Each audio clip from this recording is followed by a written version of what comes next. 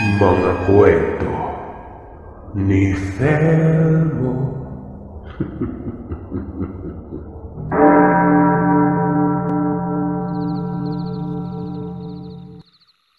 Mapagpalang araw sa iyo, Sir Seth. Gayun din sa mga tagapakinig na walang sawang sumusubaybay sa mga kwento ni Thelmo.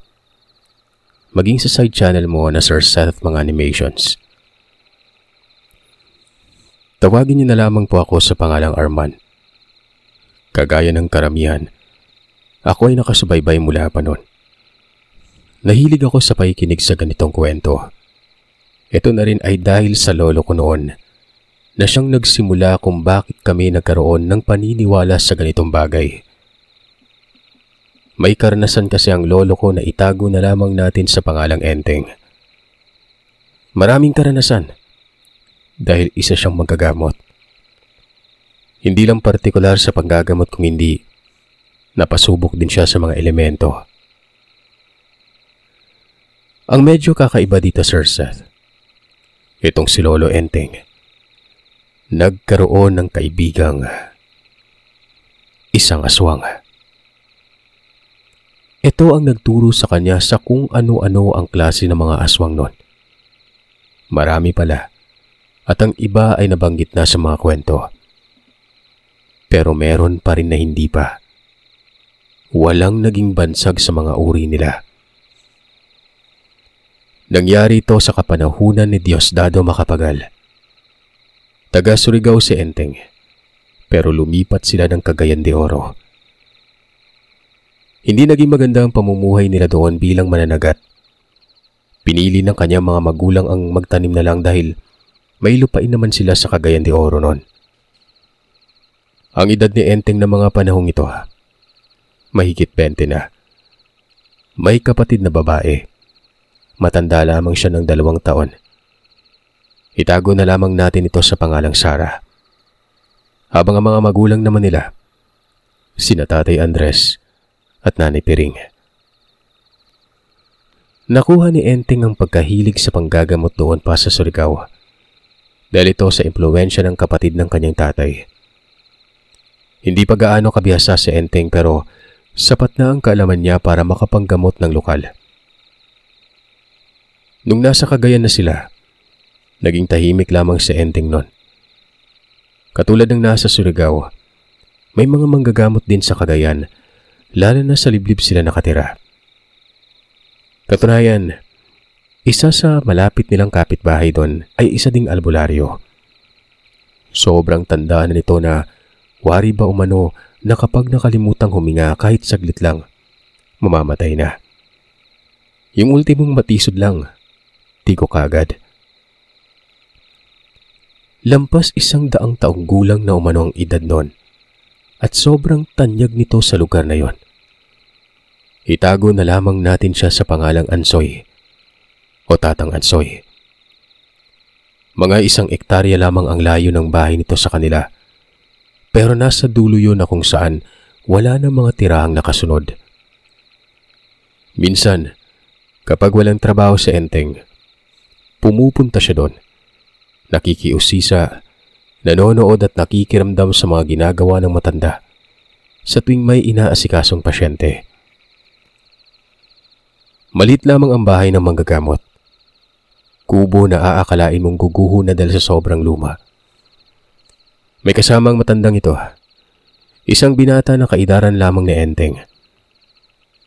Ito ang kadalasang nakikita ni Enteng na nag-aasikaso sa mga napapabisitang pasyente bago pa isa lang doon sa manggagamot. Sa tingin ni Enteng, apo ito ng matandang yon. Pero may napansin siya dito. May kwintas na bago pa lamang sa kanyang paningin. Hindi naman umano medalyon. Hindi din mutya. Parang suso ito na may sungay. Kulay itim. Pinupuna pa nga siya nito kung anong ginagawa niya sa bahay nila. Ang sabi naman ni Enteng, nakikinod lang. Para saan? Napapadalas na. Anong pangalan mo? Tanong ng katuwang ng albularyo sa kanya. Sinabi naman kaagad ni Enteng ang kanyang pangalan, tapos ay nagpakilala din sa kanya ang kausap. Pangalanan na lamang natin itong Mateo. Yung tiyo ko kasi manggagamot sa Surigao. Naturuan niya ako. May manggagamot po pala dito kaya inaalam ko yung pamamaraan niya. Ah, kayo ba yung bagong nakatira dyan? Mahilig ka pala sa ginagawa ng matanda. Bakit hindi ka pumasok sa loob? Nabati ang atensyon ni Enteng sa kadahilan ng tinawag ng binatang si Mateo na matanda ang kasama sa bahay at hindi lolo. Kaya naman mabilis na napatanong si Enteng na kaano-ano niyang manggagamot. Ay naman kay Mateo, amain niya. Kinukup lamang umano siya nito. Hindi siya apo at hindi siya anak nun. Sa makatuwid, hindi niya ito kadugo. Bagamat naging ganoon ay hindi naman pinagtuunan ng pansin ito ni Enteng. Hindi siya pumasok sa loob. Sinabi niya na lamang na uuwi na siya nun. Marami pang araw ang nagdaan hanggang sa napapansin niya ang uri ng panggagamot ng matanda. Pahid lang sa noo, tapos konting hilot habang bumubuka-buka ang bibig. Napakasimple lamang noon na hindi man lang nagre-ritual. Hindi katulad ng kanyang tiyuhin na nagpapausok ito ng kung ano-ano. Kasabay ng mga orasyon ay may mga inihahanda ding mga halamang gamot at mga langis nun. Hindi nagtagal, naging kaibigan niya itong si Mateo. Dahil na rin sa paulit-ulit ng pagbisita doon. Nakakapasok na nga siya sa bahay at itong matandang ito pala, isang bulag. Mahina na rin kung kumilos. Doon niya lang na lamang bulag ng lapitan niya ito. Yung mga mata ay hindi na gumagalaw pero nakapagtatakang nakapaglalakad itong mag-isa. Ang sabi naman ni Mateo, si Tatay Ansoy daw ay nakabisado ng paligid ng bahay. Malakas din ang pang-amoy nito. Pero ang nakakamangha, napakagaling manggamot. Konting dasal lang ay napakabisa na umano sa pagpapagaling ng nauusog at kung ano-ano pang may impluwensya ng maligno at iba pa. Sa puntong yon, katatapos lamang manggamot na matanda sa isang pasyenteng parang may pilay. Nasa loob ng bahay si Enteng. Nakaharap lang sa matanda hanggang sa biglang nagsalita ito. Pahawak nga sa mukha mo, iho. Nang sa ganon ay makilala ko naman ang kaibigan ng anak ko. Ano nga aring pangalan mo? Enteng. Mabilis na lumapit si Enteng at pinahawakan niya nga ang kanyang mukha sa matanda nun. Napakagaspang umano ng palad nito. Tapos ay nanginginig pa umano yon. May mga dasal sa katawan mo. Galing sa isang manggagamot. Huwag mong sabihing may basbas ka, iho. Manggagamot ka rin ba? Tanong ng matanda nun. Umuo naman itong si Enteng. Sinabing manggagamot ang kanyang tiyuhin at naturuan siya nito. Tumango ang matandang yon at ang sabi, hindi ganoon kalakas ang karga. Sa madaling salita ay hindi ganoon kalakas ang nagturo sa kanya. Bagkos ay mga karaniwang kaalaman lamang umano ang alam nito. Dagdag pa ng matanda, kung magpapatuloy si Enteng sa kakanood at kakaalam sa ginagawa niya, magiging bihasa ito balang araw. May basbas kasi ang katawan at madali lang gumana ang mga prosesong gagawin. Lalo na ang paggamit umano ng makamandag na mga talandro. Matapos noon ay kumalas na si Tandang Ansoy. Humiga ito sa papag na para bang yun na lang ang gawain sa araw-araw. Higa at bangon na dulot ng katandaan. Lumabas si Enteng. Nakita niya si Mateo na naroroon sa labas nun. Nakatitig ito sa malayo at mahahalatang malalim ang iniisip nito. Lumapit naman si Enteng dito. Tapos ay tinanong niya kung may problema. Bumuntong hininga si Mateo. Yumuko. sinabing malapit na umanong mamaalam ang amain niya. Rinig na rinig ni Enteng at naman niya rin ang kalungkutan ng boses ng kanyang kaibigan. Napatanong na lamang sa Enteng noon kung paano sila nagkakilala ng matanda. Biglang tumingala si Mateo, tapos ay muling bumuntong hininga at napangiti nun. Mahirap ipaliwanag eh. Malaki yung utang na loob ko kay Tatang. Prinotektahan niya ako, kahit pa man kapalit ng buhay niya. Malit pa ako nun pero tandang-tanda ko lahat. Medyo na-curious umano itong si Enteng na para bang may pinagdaanan si Mateo. Hanggang sa muli itong nagsalita. At doon, ganun na lang ang pagkagulat ni Enteng. Ganito kasi ang mga sumunod na pangungusap na narinig niya. Taga Bukidnon ako. Ang mga magulang ko kaibigan ni Tatang. Pero bago mangyari yon, tinutugis ng Tatang yung tatay ko eh. Pinagbibintangan kasing nananalasa sa kabukiran ng Cagayan. Mga aswang kami, Enteng. Pero tahimik kaming namumuhay. Nadawit lang. Nagkataong naroroon din ng tatay ko nung may pinatay na isang pamilya. Pinatay ng aswang na iba ang lahi. Sa pagpapatuloy ni Mateo, natuntun daw ni Tandang Ansoy ang bahay nila. Talagang papatayin silang pamilya. Kaso, nang malaman ng totoong pagkatao ay doon biglang nagbago ang pananaw ni Tandang Ansoy sa kanila. Iba kasi makikita sa bahay ng isang mapanghasik na aswang. Talagang wala ka makikitang altar, abuhan, at ilan pang karaniwang bahagi ng isang hamak na tirahan. Isiniwalat din ng kanyang ama na ibang uri ng aswang ang nananalasa. Katunayan, ang pagkakataong naroroon din siya sa lugar ng pinangyarihan ay para hadlakan sana ang krimeng magaganap. Gawa ng matagal nang minamatyaga ng pamilyang yon. Pinagpapalanuhan talagang ubusin ng mga ito. At nalaman ito ng tatay niya sa pamamagitan ng pagsusubaybay sa mga kinikilos ng ibang uri. Doon nagsimula ang pagkakaibigan nila. Hanggang sa tinuro ng tatay ni Ansoy ang mga nananalasang aswang kung saan nakatira noon. Isa-isa umano itong pinatay ni Tandang Ansoy. Hindi pa ganon kahina ang pangangatawan ng matanda at kaya pa nitong makipaghabulan. Nasa edad 90 na pero dahil sa taas na taglay sa katawan ay hindi pa kumukupas ang abilidad. Hindi daw tulad ng mga panahon na yun na nararamdaman na ni Ansoy ang unti-unting pagkawala ng espiritual na katangian niya. Teka, balikan natin yung tanong ko. Di ba may sarili kang pamilya? Paano ka nakarating sa pangangalaga ni Tatang? Pinatay yung mga magulang ko nung mga uri ng aswang na tinugis ni Tatang Ansoy. Sumasama kasi yung tatay ko nun sa pagtugis kaya nakilala eh. Maging yung dalawa kong kapatid walang awang pinagpapatay. Tumakbo ako ng tumakbo noon hanggang sa makarating ako dito. Wika pa ni Mateo.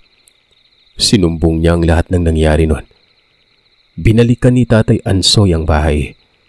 Pero wala nang naabutan pa, maliban na lang sa nagkalat na dugo. Ultimong ang mga labi ay wala na ron. Nagpatuloy si Tatang Ansoy sa pagtugis pero hindi niya na natunto ng mga tirahan. Gawa nang wala na ang tatay ni Mateo. Hanggang sa dumating ang punto na si Mateo ang napagkainteresan. Maging si Tatay Ansoy, balak ng patay ng ibang uri. May mga bumibisita daw sa bahay ng matanda nun. Marami-rami pero hindi natitinag ang matandang yon. Nakapatay pa umano ito ng isa sa mismong tugkaran ng bahay. Hanggang sa natakot na mga ito at hindi na sumubok pang pagbantaan ang buhay ng dalawa nun. Pero hindi naging sapat yon para kay Mateo. Gusto niya umanong gumante at ubusin ang kalaban. Nagkusang loob umano si Mateo noon na siya ang hahalili sa kanyang ama pero hindi naman pumayag si Tatang. Dahil bata pa si Mateo. Doon na lamang umano kapag lumaki na ito. Pero mukhang hindi na rin mangyayari yon gawa ng kumupas na rin ang matanda. Kaya kong tuntunin yung mga ibang uri pero hindi na kaya ng katawan ni Tatang. Mabuti sana kung may apo siya. Mabuti sana kung may kaanak siya dito pero wala. Wala siyang malilipatan ng abilidad. Hindi naman pwedeng ako kasi nga matutunaw ako sa kaalaman niya. Kung wala lang itong kwintas ko, matagal na akong patay. Lahat ng mga kagamitan ni Tatang pangontra aswang eh. Doon na naintindihan ni Enteng kung para saan ang kwintas na yon. Aswang pala itong si Mateo. Namangha ang binata. Hindi niya lubos sa kalain na magkakaroon ng ugnayan ng isang aswang sa isang albularyo. Alam niya sa sarili na napalaki ni Tatang Ansoy itong si Mateo sa tamang landas nun. Kung gaano katama ang nasilayan nito sa sariling pamilya nung nabubuhay pa. Mas naituwid pa ito ng matanda. Doon na umano nagka-interes na tutulungan ni Enteng itong si Mateo. Doon mismo ng mga sandaling nag-uusap sila. Sinabi ni Enteng na albularyo siya at kulang na lamang ng konting paghahasa. Pwede siya maging katuwang ni Mateo. Napatingin sa kanya si Mateo. Halong emosyon umano ang nakikita ni Enteng sa mukha ng kaibigan. Hindi niya alam kung nagtataka ba ito o nagagalak. Hanggang sa bigla na lang nagwika itong si Mateo ng, bakit nga ba hindi? Kung kapareha mo ng hangarin si Tatang, abay pwede. Matutuwa ako kapag ginawa mo yan. Gusto ko talagang magkaroon ng sagad-sagarang hustisya sa pagkamatay ng pamilya ko. Kaya ko namang pumalag ng ako lang mag-isa kung iisa lang yung kalaban ha. Pero kapag marami na, ibang usapin na yon. Kailangan ng isang biyasang albularyo. Matapos makapag-usap, umuwi na si Enteng. Habang naglalakad patungo sa kanila, doon pa lang niya napagtanto ang mga sinabi niya. Bakit daw niya nasabing tutulungan niya si Mateo? Ba't siya nagkaroon ng malakas ng loob na magyabang para samahan ang aswang sa laban nito na hindi niya naman kinasasangkutan dapat? Isa pa, hindi niya kadugo alinman sa kanila ni Tatang Ansoy. Para tuloy nung gustong bumalik ni Enteng at bawiin ang kanyang pinakawalang litanya.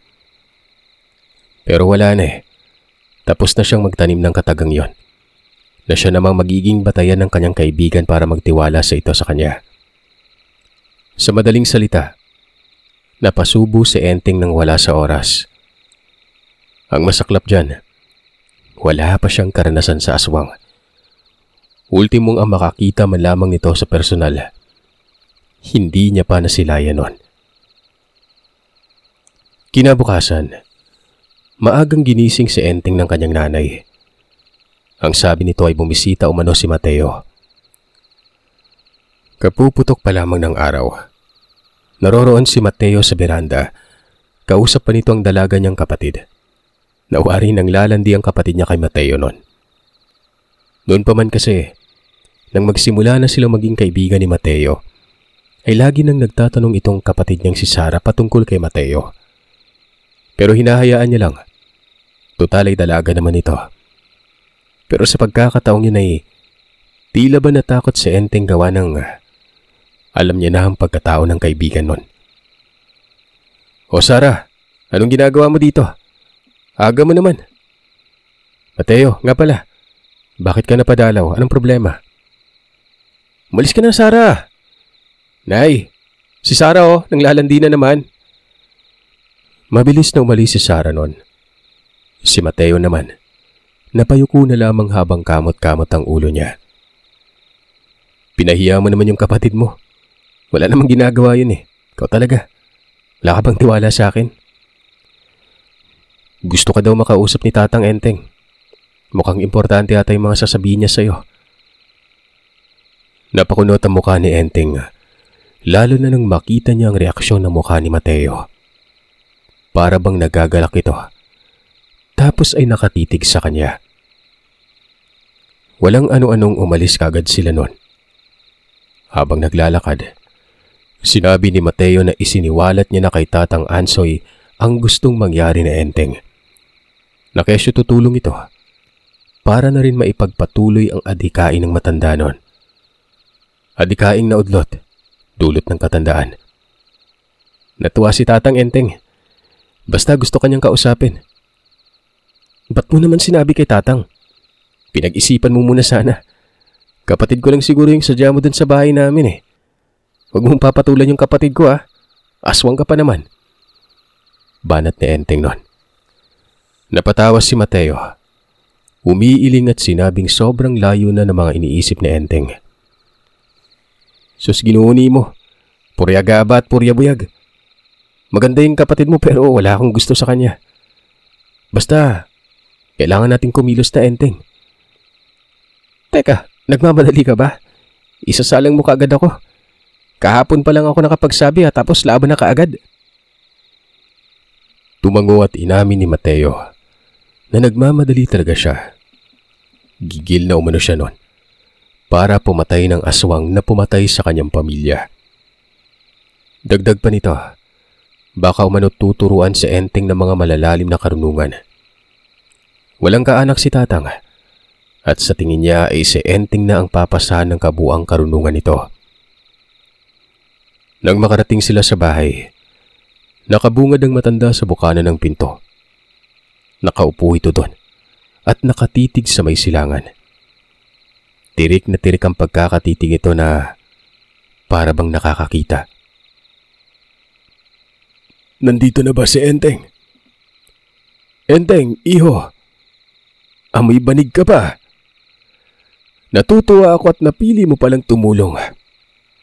Ang totoo, matagal na akong nag-aantay na may magkusa. Hindi naman pwedeng si Mateo. Hindi niya kakayanin namang ituturo ko. Bagay na bagay ito sa'yo. Nakikita ko ang sarili ko sa'yo. Sa susunod na linggo'y pumarito ka. Damayan mo ako ng magdamag. Sa ngayon, samahan mo muna siya, Mateo. Igala mo sa lugar kung saan magiging pamilyar sa kanya ang mga aswang. Tapos mamayang gabi, may sasabihin ako sa kanya. Sige na, umalis na kayo. Mabilis na sumabat si Mateo. Ano ba daw ang gagawin sa susunod na linggo pero ayon sa matanda, doon na lang sa araw na yun malalaman ni Enteng. Tumangulang si Enteng nun na para bang napakasela nito at may nakatakda pang araw. Umalis nga sila ni Mateo. Sa mga sandaling ito, tinanong niya si Mateo kung ano ba ang mangyayari. Pero hindi kaagad nakapagsalita ang kaibigan. Nakita ni Enteng ang malungkot na mukha nito na animoy may pasan-pasang malaking problema. Hanggang sa sinabi nito na gawin na lamang ang mga sinabi ng matanda. Kailangan munang samahan si Enteng sa mga lugar kung saan may namumugad na mga aswang para umano mahasa ito sa pagkilatis. Biglang kinabahan si Enteng. Ang sabi, makikita niya ba umano ang itsura nito? Ayon naman kay Mateo, saan yung tao lang gawa ng may mga araw pa. Pero kung gugustuhin daw na makita ni Enteng ang itsura ay pwede naman daw yon basta't mag-antay lamang sila hanggang gabi nun. Napapalunok ng laway si Enteng. May sapat siyang tapang pero hindi niya pa naranasan ang patungkol sa mga aswang. Hindi pa man siya nakakakita nito pero may nakapagsabi na sa kanya. Lalo na ang tiyo niya noon na makailang beses nang makaharap ng mga aswang. Kung napakapangit ng demonyo, mas nakakakilabot umano ang itsura ng mga nilalang na ito. Mata pa lamang at kung papano tumitig ay para kang kakainin ng buhay. Bagaman may agam-agam, hindi nagpakita si Enteng ng anumang mga reaksyon na mapaghahalataan siya ni Mateo na duwag nun. Nag-angas pa umano siya. Angat ang noo at sinabing kapag nakaharap niyang isa sa mga ito, hindi siya magdadalawang isip na patayin. Sigurado ka ba, Enteng? Hindi ka kaya tatakbo lang? Sa itsura ko pa lang siguro, naku, iiyak ka na eh. Napatulala itong si Enteng. Munti ka niya na makalimutan na aswang nga pala itong kasama niya.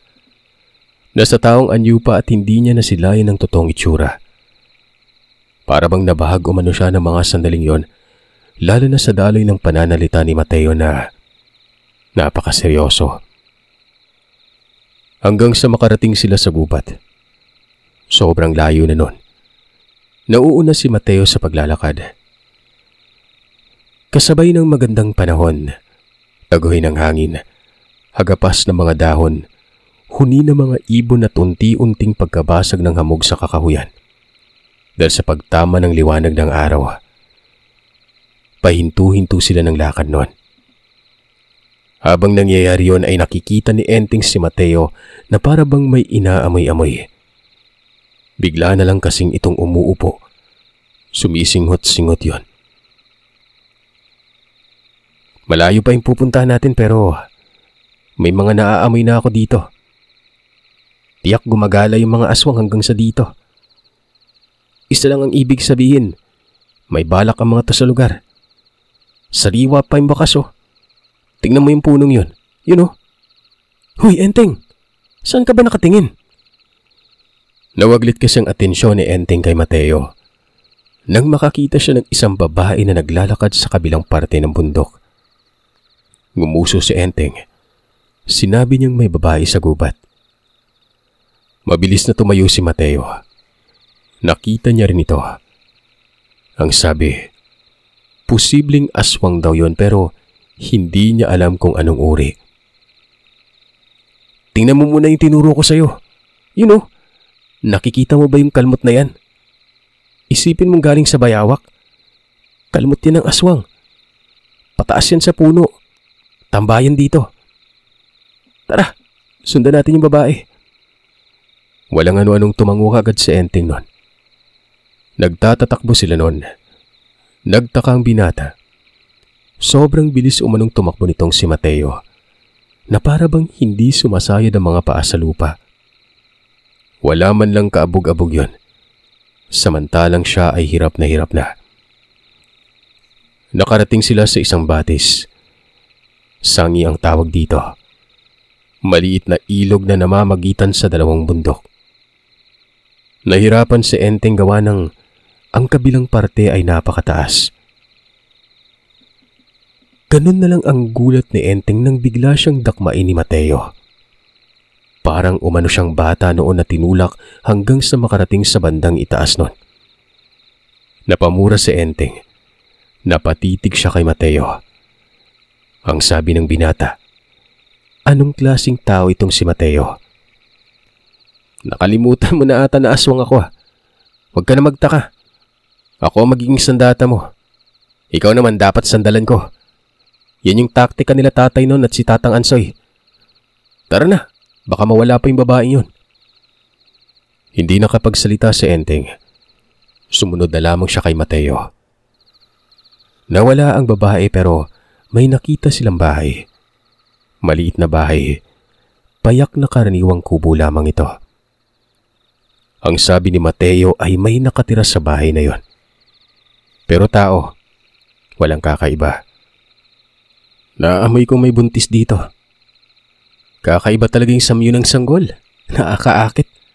Nakakapanabik. Malamang yung babae nakita mo kanina. Taga dyan. Malamang sa malamang. Yung aswang sa kabilang parte. Ito'y minamatyagan. Lapit tayo. Tara na. Namumuo sa loob ni Enteng noon ang pagkamangha kay Mateo. Totoong aswang nga ito dahil nga sa matindi ang pang-amoy maliban sa pagiging malakas. Hanggang sa makarating sila sa harapan ng bahay. Merong dalawang tao na nasa husto na sa edad at isang paslit na walang salawal. Ang isa sa hustong edad, ito'y nakita ni Enteng kanina. Hindi may pagkakaila na pamilyang nakatira sa lugar. Binati pa sila ng mga ito. Nagtanong ang babae kung anong sadya nila. Napapadaan lang. Ako nga pala si Mateo. Ito naman yung kaibigan kong si Enteng. May bahay pala dito. Saan po ba sakop ang lugar na ito? Tanong ni Mateo. Totoo nga si Mateo. dahil nakausli ang tiyan ng babae. Totoong merong buntis sa bahay na yon. Sumagot ng batang lalaki. Nagpakilala ito at gayon din ang babae. Itago na lamang natin sila sa mga pangalang Tasyo at Anita. Habang yung bata naman, Dodong Bitoy. Sinabi ni Tasyo na sakop na daw yung lugar na yon sa may Minahan. Malayo man ang Minahan pero ang parokya nila doon sa Minahan banda. May daan pababa at natatanaw ni Enting ang ilang kabahayan pero magkakalayo. Walang ano-anong binigyan babala kaagad ni Mateo ang mag-asawa. Mag-iingat umano dahil may aswang na umaaligid sa kanila noon. Tumayo si Tasyo, tapos lumapit ito sa dalawa. Ang sama umano ng titig nito, mata sa mata. Habang nangyayari yun ay biglang binaling ni Mateo ang kanyang atensyon sa gubat. Muling nagsalita ito. Ang sabi ay kung walang tiwala. Nasa mag-asawa na daw yon. Basta may aswang umanong umaaligid sa bahay. Kinalabit si Enting nito at nagudyat ng tangunon. Wika pa ni Mateo. Umalis na raw sila. Hindi naman nagsalita si Enting sa mga sandaling yon pero nang makalayo na sila ay dito na nagtanong si Enting kung bakit ang sama ng titig ng lalaki. Kinikilatis niya tayo. Nagdududa siya sa atin. Kung hindi ako umiwas, may masasabi yon. Alam mo Enteng, sa mata lang tinititigan ng isang aswang. Ito yung pagkilatis ng mga tao para malamang aswang ba yung kaharap. Iba yung nakikita nila. Maski ikaw kapag tinitigan mo ako, may makikita kang hindi normal. Makikita mo sa mga mata ko ang baliktad na itsura ng paligid. Kung hindi naman, makikita mo sa refleksyon ng mga mata ko. Yung refleksyon mo, pero pangit ang mukha mo. Yun yung katauhan ko. Yung refleksyon mo ay ang totoong itsura ko. Paliwanag ni Mateo. Doon pa lang nalaman ni Enteng ang patungkol sa kung paano kilatisin ang isang aswang sa pamamagitan ng titig lang. Pero may sinabi pa si Mateo noon. Kung bihasa daw si Enteng, kahit amoy lang ay malalaman niya na ang isang aswang. Ganun ba? Teka, di ba may umaaligid ng aswang sa pamilyang yon? Baka kung mapano yung babae. Yan sana yung gusto kong sabihin sa'yo, Enteng eh. Makikita mo mamaya kung anong aswang at paano kumilos sa gabi. Magmamatyag tayo dito. Tapos, anong gagawin natin? Ayon naman kay Mateo, wala silang gagawin. Magmamatsyag lamang umano sila. Titingnan niya si Enteng kung gaano katapang ito kapag nakakita ng aswang nun. Huwag ka mag-alala.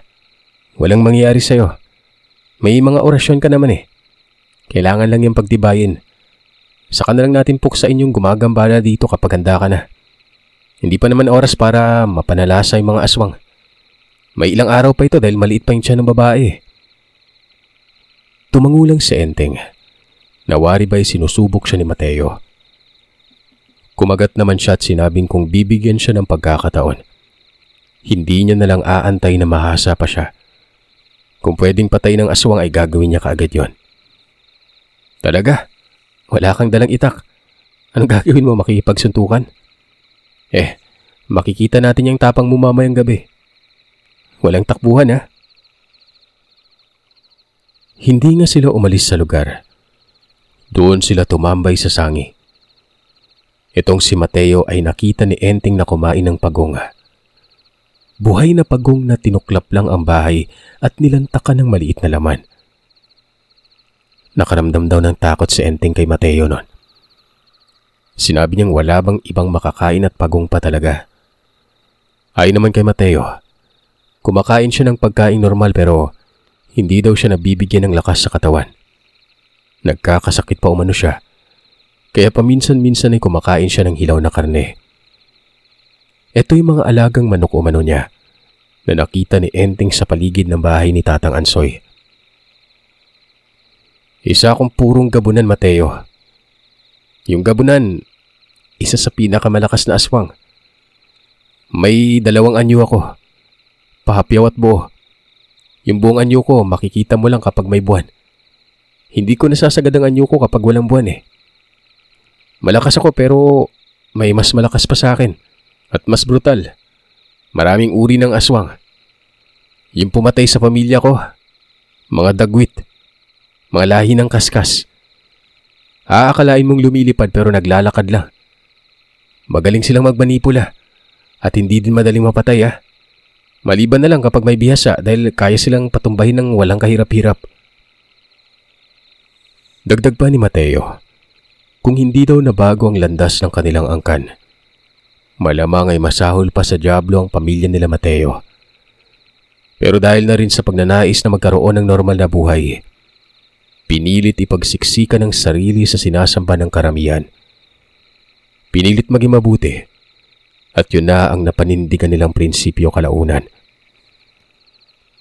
Naging payapa ang kanilang buhay kagaya ng normal na tao pero dumating ngayong isang dagok na siyang naging batayan ni Mateo para maging magsik nun. Pero hindi sa mga tao, kundi sa kapwa aswang. Hayaan mo, makikilala mo pa ako ng lubos. Sana lang hindi ka maduwag ah. Nakapagbitaw na ako ng salita, Mateo. Ano bang dapat? E di sumugal na lang. Kanina po ba ako binabanatan ng ganyan ah? Tinatakot mo ba ako? Napatawan na lamang si Mateo. Ang totoo, natatakot talaga si Enteng pero hindi lang ito nagpapakita ng anumang reaksyon. Sa mukha lang makikita ang tapang pero ang dibdib, ang lakas na ng pagkabog nun.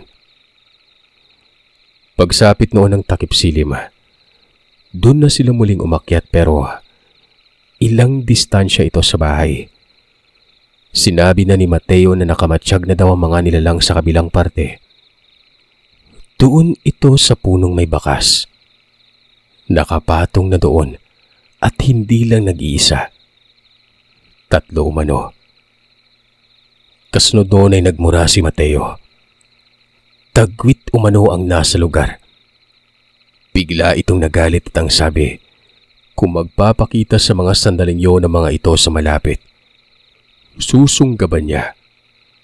Alalayan lang umano ni Enteng na mga pipitsuging orasyon at kapag naipit ay mauna na daw umuwi si Enteng nun. Nahihibang ka ba? Kala ko magmamatsyag lang tayo. Tapos susubukin mo yung tapang ko. Bakit nag-iba na yung plano mo? Ano pa man yan, panindigan mo naman yung sinabi mo kanina. Nanggigigil ako eh. Hindi ko alam kung kaya ko bang pigilan yung sarili ko. Basta, tumahimik ka na lang dyan. Ang hiya ka naman oh. Kala ko pa matino kang kausap. Wika ni Enteng. Pero wala din namang nagawa ito. Bagkos ay nilakasan na lamang niya ang loob niya.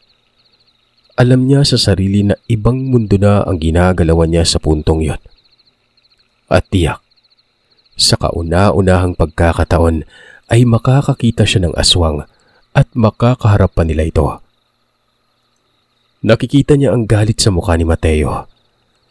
Hanggang sa naghudyat ito ng tango at sinabing magpapanggap silang wala lang. Dagdag ni Mateo, nakikita na sila ng mga aswang. Kapag gumawa sila ng kilos na kahina-hinala, hindi lalapit ang mga ito. Hindi naman nagsalita si Enteng.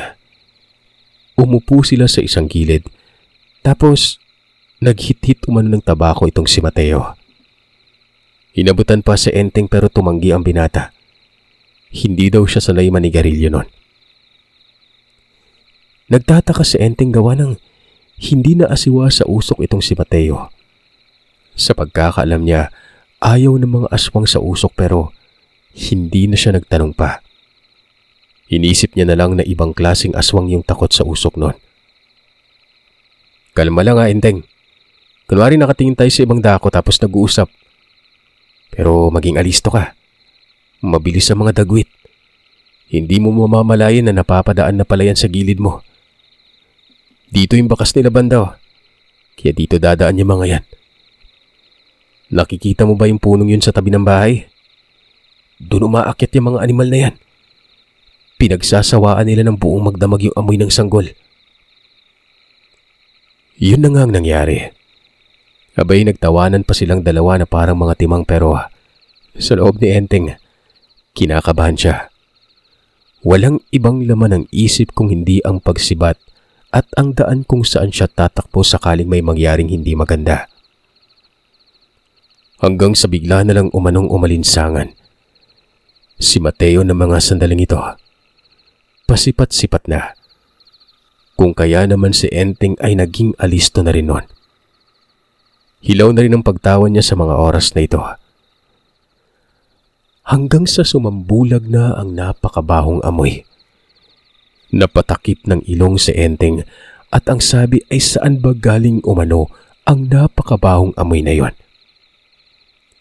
Pasimple namang nagwika si Mateo ng, "Dun ka lang tumingin sa malayo. Huwag kang lilingon sa bahay. Dumaan na yung isa. Susunod, yung dalawa pa siguro. Kalmahan mo lang Maghantay ka sa hudyat ko." "Sigurado ka ba talaga sa gagawin natin, Mateo? Talaga ba? Ang dilim no. Hindi na makita halos yung daanan." "Huwag mong sabihin na duduwag ka. Huwag kang kabahan. Mahahalata ka eh. Kalma lang. Malakas yung pakiramdam ng mga hinayupak na yan." Mahina namang sinabi ni Enteng na baka alam ng mga dagwit na aswang din si Mateo. Kung alam ni Mateo ang kalaban, hindi malayong alam din ng mga ito ang pagkatao ni Mateo. Hindi. Hindi nila ako makikilatis. Maliban na lang sa malapitan. May ginawa sa akin si Tatang. Pambulag. Huwag ka na kasing maingay. Mga isang oras sila doon. Si Enteng na mga puntong ito ay banas na. Bukod sa natatakot na siya, ang dami talagang lamok sa lugar. Yung baho ay hindi nawawala. Hanggang sa muling nagsalita si Mateo. Ang sabi nito, iisa lamang umano ang lumapit. Kaya niya na umano yun. Halos mapatalon si Enteng na makitang iba na ang itsura ni Mateo. Sobrang pangit umano ng mukha niya. Nakausli ang nguso ng bahagya na parang aso. Tapos dumoble umano ang alinsangan sa paligid nun. "Ano na, Enteng? Ba't parang tatakbo ka? Hoy! Naririnig mo ba ako? Tumakbo ka patungo sa harapan. Naroroon ang asawa ng babae. Sabihin mo, papasukin mo ng bahay." "Nakakatakot ka pala, Mateo. Parang impakto. Huwag ka muna makatitig ng ganyan, ha? Iyon lang ba? Sasabihan ko lang." "Narinig mo naman di ba, Enteng? Sige na, kilos na." Dali-daling tumakbo itong si Enteng. Habang nangyayari yon, panay na siya sa pagmumuni-muni nun. Sinasangbit na niya ang mga katagang natutunan niya sa kanyang tiyuhin, pero hindi magkawari-wari ang kanyang itsura. Hanggang sa makarating siya malapit sa bahay. Doon ay nakita niya si Tasyo. Sinigawan niya ito at sinabing pumasok sa loob ng bahay nun. Hindi naman gumalaw si Tasyo. Nawari ba'y nagtataka sa biglaang paglitaw ni Enteng mula sa masukal. "Pumasok ka sa loob. May aswang sa likod ng bahay niyo. Dali, bantayin mo yung pamilya mo." "Ano bang pinagsasasabi mo? Anong aswang ba?" tugon ni Tasyo. Hanggang sa natulala na lang itong bigla nang makarinig ng nakakapangilabot na ungol sa likod ng bahay. Tumakbo si Tasyo pa uwi nun, habang si Enteng naman noon ay hindi malaman ang gagawin. Naaaninag niya ang puno sa may likuran. May liwanag kasi doon sa bahay kahit kakarampot lamang ito. Kita niya kung paano umalog na waribay.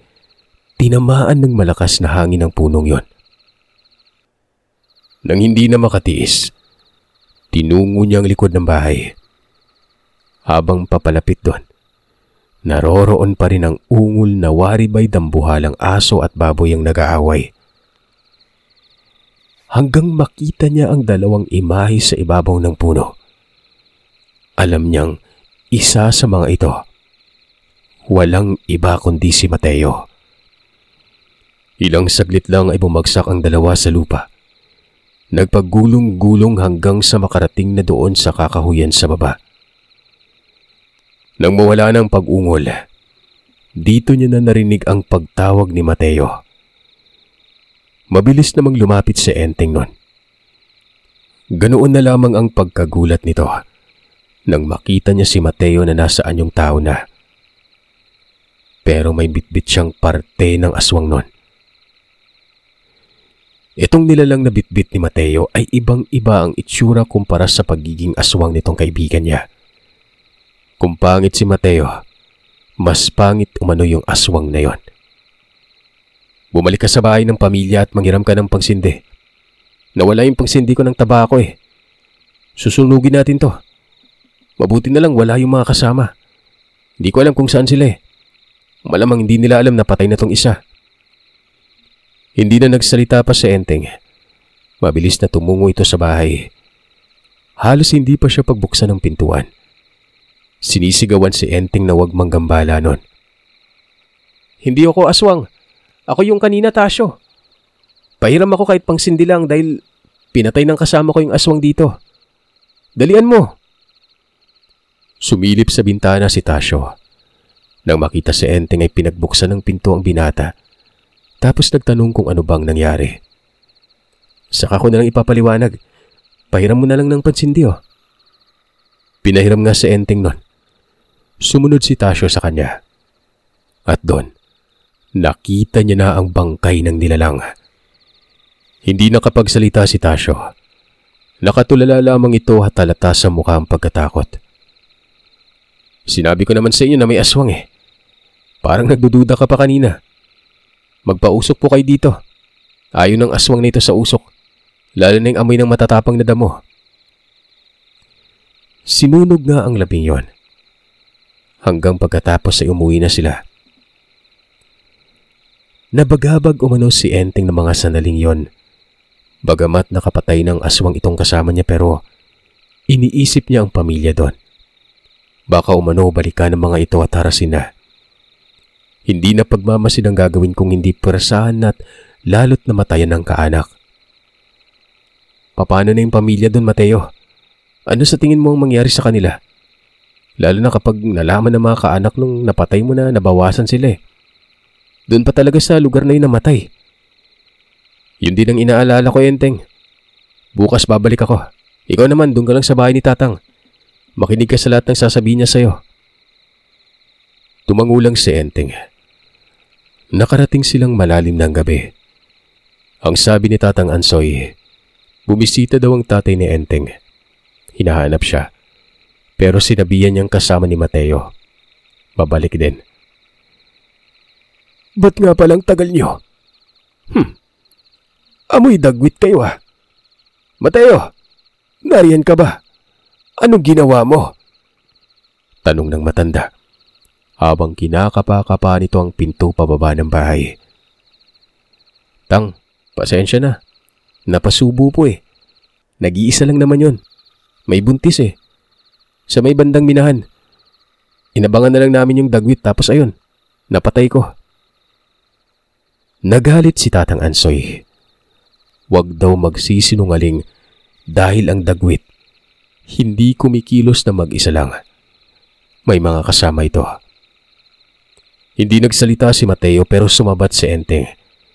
Inamin niyang may kasamang aswang pero nawala umano ang mga yon. Mali pa rin. Hindi iniiwan ng kasamang isa kung may ginagawa ito. Naroroon lamang ang mga yun at nanonood. Tandaan niyo ha, lalo na ikaw Mateo. Hindi mo kilala ng lubos sa mga dagwit. Kung matinik ang uri mo, mas matinik pa sila sa'yo. Ano ang gagawin niyo ngayon? Natitiyak akong markado na kayong dalawa. Hindi pa handa itong si Enteng. Hindi ka ba natatakot, Mateo? Hindi ka ba natatakot na mauulit-uli yung nangyari sa mga magulang mo? Pero sa ngayon sa pamilya nitong ni Enteng. Dagdag pa ng matanda nun. Habang mas maaga pa ay ipaalam ang nangyari sa mga magulang ni Enteng na maging alisto mga ito. kung maaari ay palikasin na lamang para makasigurado. Parang nabuhusan ng malamig na tubig itong si Enteng. Hindi niya alam ang gagawin sa mga puntong yon. Nakakasigurado siyang magagalit ang kanyang pamilya kung sasabihan niya ito sa sitwasyon. Maantala ang kanilang pagtira sa lugar. Lalo na ang kanilang ikinabubuhay.